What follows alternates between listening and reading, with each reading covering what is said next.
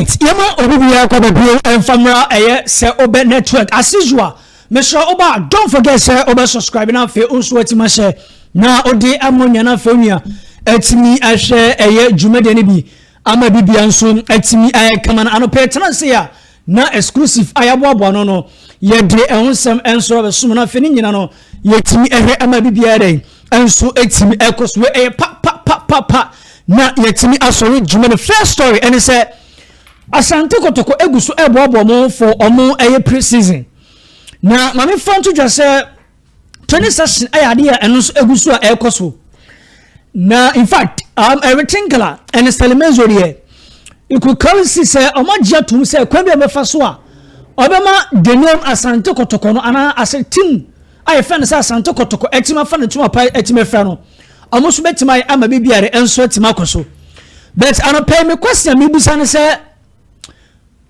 termination contract ekoso our Asante Kotoko no and oye pelasa and pay for ejo mo kwana wa ohwe me wa wutie me no do you think say the past Asante Kotoko IMC no aye favor kakra with some place I want man say because you could clearly see say in fact sanka Asante Kotoko IMC agitum say ko meje place ne kwan a ene kebeye mo pa in fact peri ekoso die that means say Asante Kotoko IMC ade o mo bro kakra and support some place bi Emma no more episode here almost some more opportunity be you could clearly see say and everything kala no sane ma no there be omo brofo ne de omo time omo de omo djuma no any ho sa do you think the termination of contract okay pass ejo omo kwan ene kwan so ano no nso betima che wadwe comment section ase na fe etima boa na ama bibiare enso etima ko kama Kotoko training session enie me be catch some say Asante Kotoko fani game omo so be de omo so betima bo na fani game sense me de be tu dwa no nyane say me be kan Banab FC ana eboni FC won say me enso etimi de kiremu on say Thomas Asante Kotoko ebe pre-season no na ka mo pese ko mo kusa say Filegon side one na ka mo to so de edifio ediba but me be catch some say the state of the pitch no entimi emwa ema Asante Kotoko entimi enyomo pre-season ewo Legonum entim pay for choose say per age de no you could call it say difference them between Legon no and say anya gabo ewo bebre but another pay enko medi chere say pay for consider say friendly gamer Asante Kotoko ebetima about this week no aloko pemu ewo pajo eno ne nkoma another pay metima di ede free Asante Kotoko campa ye de awon mede ede emamto enti uda so we na se wote se Asante Kotoko friendly match no ebeba so ewo pajo a ana ye de latest update ade enso ede atum anim ena no pay ewo enkomoni ma chese eno so enye asamketwa kra ti omobona so ko eja me pato aya na wa ede enso wotima to eho na amwa amadwumade no enso entimi ankoso enso ewo ho na kwani pokun sensem ha adwene you see the kofa kwani pokun sensem ba ni nyan se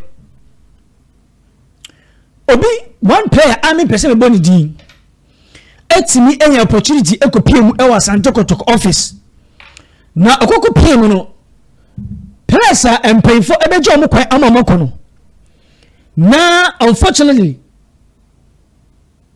sa plan edi part enti the lesson okoye no na at the table no so menim nipa we sa mistake na otimi jasa na emere edi go table no so a amoto mo safe sa play ne ba ya o sa ba de eba behu sa de no na kwa poku ehu in fact ne ye pa motiti say and wife fine me ya fa me to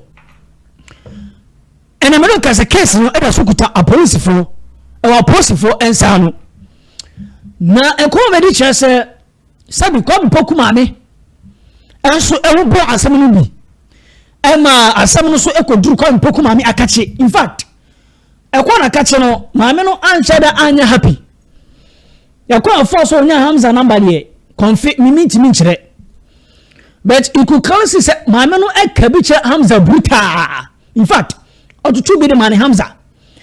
Na amana no pay latest adeta ma peke say chow pack say dey. Enso timako Hamza so ye. Ana fe Asante Kotoko fo pay for so ye. Efa ensema ababetu dwa no. But asat now ensem da so ekuta police fo a omo engage story no. Ama bibia so etimako so. But latest update am picking is a Kwame Poku de and pay all WhatsApp status to status so obetima check it say and pay for any Kwame Poku de enso timakasa ama say Kwame Poku akoma de enso timato ne because after say beto just say on pay for entimi ento so bie no statement Kwame Poku e de koto no WhatsApp no in fact na ke bia budi ma Kwame Poku e bia kan se mo be ka no e bia ka betima gu Asante Kotoko ho fi. But the name you know can say but I say once a warrior until you say that to me say and say what my bem ama Kwame and komodi de etima koso a e see me no can say wajatuma omo no so na koma etima bofema o say on the road forward no enema so ebetima koso kama na fe etima boa ama bibiare enso etimi akoso ye beka chamo say August Randolph any Asante Kotoko training na answer na baba August bi so no Kotoko gusu ye training wada kwaja na yes what say wo yonko na woje eja demu a my fast o de no say wo ni nsuo pa bunya kura akose swimming pool na eja ne ntimi ede ensho ya ma me ka sa asemu nyina na ese Asante Kotoko coach a friend Eric Tinkler on a menzo omo plan very very simple omo nyoma again say omo besoso indiscipline so and omo nyoma again say omo ba besoso ade a embo atim na tim ne nkoso omo standards no high. Me ma question some of the things maybe that. But it looks like Isabio. Now ye dim komo bi. Mene penyini bi dim komo. And I make us so I had it. To make Canada say Obed. Nnya wona oba ya. Oh, last year mo ba ya mo say. See a person a cohort standard of Africa near. E see jai no maybe yen. Governor me gina ho. I say amona mo ko ba e na mo say. Mako hu we wa ha ene mako hu we wa ha ene no ne de yankofo ya Africa no mo compete ni yi the plan Asante Kotoko so na mo ni nye local league the plan is to do what bo homoden the league the FA Cup na ko Africa na ko compete with the Giants inti de omo ye ho no sa standard ni bi na so maintain. So drop standard no funny so me the Ghana standard now. Won't mean go through so on omo de no nkoye pedal. Sure. That opinion me kasa we na asem ye den. Ye din because asem no opinion na kan na abaye den ewo. I think as Scott was supported, you must get to a stage where you would understand that some of the decisions might not be pleasant in our ears. That's a being pleasant in your ears and that's enye dewo wasun. Nemum eno ene aduaba na ebesesa nioma e wa Asante Kotoko. Eno na betutu enioma bi ase e wa Asante Kotoko. Abebe. It psychologically adwini mu no. Ye bobo ona yesesa na ye gye nioma foforo no de etum ne ye gyefa. Sana ku na tinya konene. Players ni bi wo ha. Debut. Ebre bi beba no. Coach ndi ometina bench. Ebe ma obi ba bebo. Ehun be hia se ebenya abotre. Na ya kidie coach ni kanede edi. O emranti ni wo ho mo ya sobrache. Subia body. Si aka so bi asobrache ate ase. Na so na ye den. Yes. Boys ni bi ntiasem. Obo wani kura kire na ho no waye ne tamu a wo bom dendenden. Plus why is it that this Kwame Poku issue beba abontin and it boils around issues of indiscipline. It didn't say bansa. Now, my cousin, we a footballer. Yes, a master for no. Ayana for more a tranchen kakra. Yes, a master for no. Aya for more tranchen kakra. Because then Kwame Puku assemble.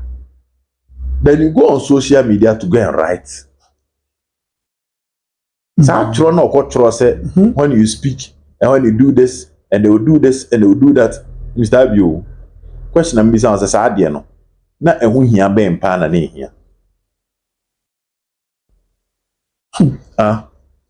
na sa statement ehun hia ben ne hia na the right time I will talk now. You see abawi list ne de beba wo ka me be ka tro se coach no be pamo bi ntem ba ya ko anim no e na mo two preseason ne share da wan poku de no nya modembo indiscipline. A beef between Kwame and Hamza. Nasa aqua trap normal. And a man penny phones a Debbie. I didn't send your aqua trap normal. Diagram. Say you two and Nancy so. And 2 1 more. The be PhD no and ya papa.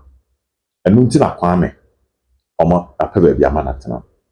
So I heard Silver Network explanation it up. But there's a lesson to some of the players. Tell you. And see, I know I saw better champion. And I'm watching in career football. And so I am a place and of a special Kwamia. You don't want someone and the to and so. I guess the round of in common anyway. And I can confirm it to say. Oko Asante Kotoko training grounds. That's why a branch of friends August round of Eman Enyawa. And come on, Medinito, and he said. Play buy no the trials and answer the observation. Oh, baby, Asante Kotoko training grounds no. One, you refer to a rectangular answer me. You refer to Stalimezu answer me. I must say, another play. I can confirm it you. So, je fais say a August Randolph and pay for 8 million. And so, and to also our club. You feel say a Asante Kotoko. I know. Ebe flow and so ebetewa ye de emamo and so ho. 2. About your friend say Asante boy. Ya be ka Asante boy who somebody else what me dey show. Say Asante dey no. Ono so empay for communicate e man say omoda na se. Omo ntimi no ne dey enso entimi ento so. Entimi dey enso entimi enwe adwuma. Enti eno so latest update free abranti a ye friend say August and I say Asante boy Nation FC defender no ne Asante Kotoko e no ono so de enso timaba ye de ehun semede enso e de emamuto enso ho no match se enya asam ketoa manako house of folk de tenie I can confirm it to say about your friend Hamza Isa officially on Sawale United enso atimi awie on say report ni by Emeko fan sempi eba say na boy no ebe hia ni ITC ni makakra bi e free house from pay fan sana deny de enso atima go true enti eba say Hamza ebe land e Ghana ema coach ede man Sawale United etu ni atiam say dabi play fan say Hamza Isa no o fili boy no boy eba ni jumere wa beja na di ere che club a je fan say Sawale no obe hia boy ema boy no esa return ekoye but another pay officially I can confirm it to you say abrante fan say Hamza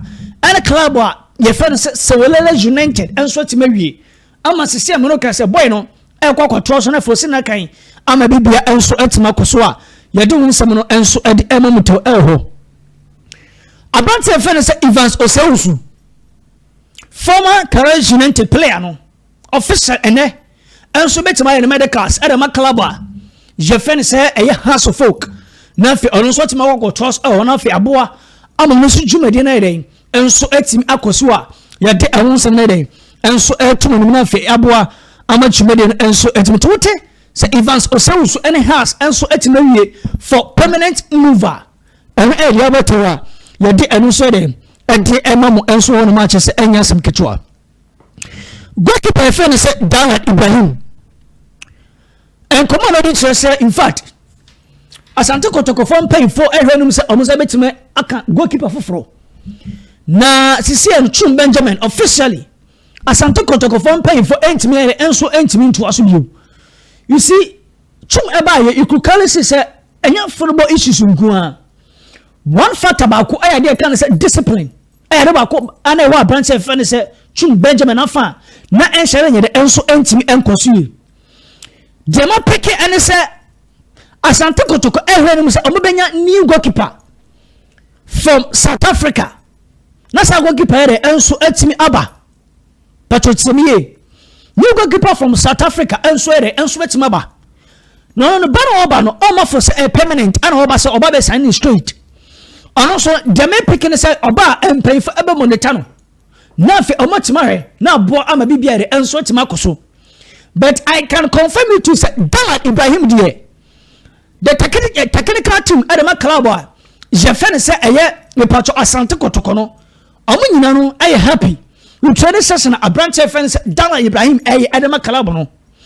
The likes of reference I retinkler and after the data of football. Your reference says Telemenzo die. Omunyina no happy with a branch fence Dalad Ibrahim. The man picking is letters by this week. And paying for the starting negotiations. And before they started with personal talk with a branch of friend said Dalad. No almost what tomorrow. So among demands of Modern Manuno. Obeti Magiatum. Not for most I was any demands of Modern Manuno. And that's almost at the Erbano. Almost by the answer Betty Magiatum. And this week, they may pick and say, Ote, Asante Kotoko, any Dalad officially. I'm not being for negotiations here. And I'm not any bar. Yet, and sorry. Yet the Emma and so our home. Jora Emisa Matarafon Asante Kotoko you team player no Amas boy no of late move no opera all right the go injury no ereba kwa se me no kase no but matibi bisa and for communication bi eda ma boy no matibi bi communication bi akọ say odi mama fenso because me go so ehwemu ni pa the source em ame no meet him end out no but a story I said me to be ramu but me picture man no pay die the matter say the metiche no no kre the metiche no no kre but you go be for the best na for him bibia dey enso atimi akoso abante fa say every chamber for uche officially and pay for that to him say bema beyebi o meni nyina na I can confirm to say ene me bi answer sana so say every chamber for a pay Asante Kotoko officer emano enye wanwa yes emano enye wanwa two ote say abranche fell say Francis Akwa enso champagne for an officer emano enye wanwa me Chum Benjamin dey enso timi e dey amount say Chum entoa so bi informal crowd fell say Asante Kotoko eno no so no dey me pick say on be champagne for office na fe obodo mu tapu e dey amount na fe aboma bibia dey enso timi akoso kwa me poku the same thing abekoso our Asante Kotoko office ene latest player I can confirm you to something for any entoa so bi e branch here your friend say Prince Badu Game of Nations FC eba ye enche no latest player ni dey enso etimaba. Now this is the situation of a branch of friend Prince Badu. Coach Aretinkler since Aretinkler eba ye no or starting say o ma branch of friend Prince Badu abo e wo defense obi wo ko Asante Kotoko training grounds ana mi cha any show no even a branch of friend Joseph Amoa the main team dem on say owura friend Aretinkler e born as a defender our training grounds and Prince Badu no I can confirm to say even say team no kra no Aretinkler e chapua some Prince Badu e betimanya line up no owura kra na e difficult e ma boy no now dentia ama se me no kasa Prince Badu enko na ba ne say so Prince Badu any Hilary Adabo esiwo ma na coach happy with a bunch of friends Prince Badu echen Hilary Lord Adabo coach no open the type of road regain bi no like I want to know all right but ball play you know the back se se me no ka say our Prince Badu and pay for agent no kwan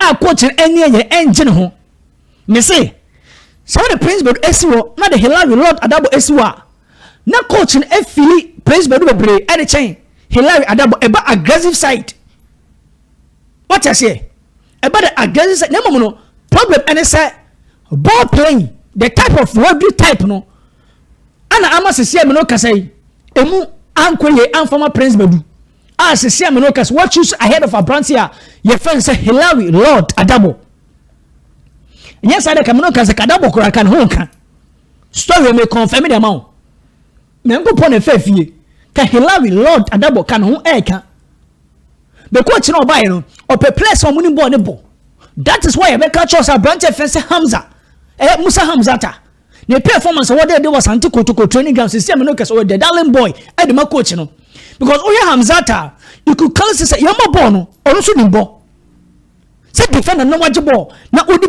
piano on say the enemy side pa that is why coach any the enso timagye no ho